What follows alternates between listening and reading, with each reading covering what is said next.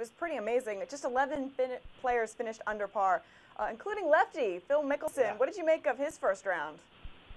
Gotta love what Phil's doing out there for sure. I mean, he always surprises us. We've always called him, he's one of the most mercurial players on the PGA Tour because you really never know what you're going to get. But I was happy to see how he handled things yesterday. I think the players with more experience had a bit of an edge yesterday because they know that patience is key.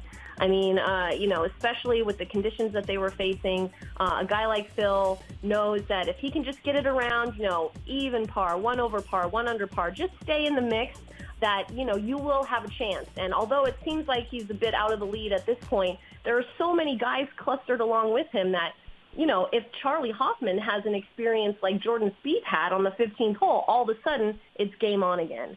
So I liked what Alan Shipnuck said on our live show yesterday. He said, this is a tournament for the lurkers.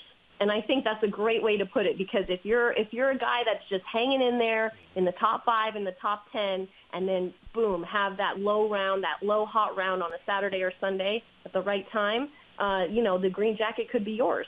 Yeah, and certainly he has experience on his side, and we see that so many times at the Masters, how former champions do so well here. They may not score well at any other event, any other time, except for at the Masters, and Phil Mickelson certainly has that experience. How do you like his chances, though? And, I got to think that he's getting more and more support after having a score like he had yesterday.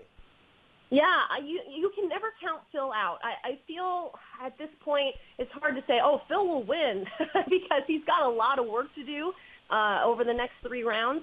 But, if you're asking me, do I think that he'll be in contention on Sunday? Yeah, I do think he'll be there or thereabouts. I wouldn't be surprised to see him coming into Sunday, within 3 or 4 shots of the lead. And if that's the case, then absolutely. We saw Danny Willett with a 67 in the final round last year. Guys that are able to post that low round on Sunday, maybe it's a 65 like we saw from Charlie, or a 66, 67.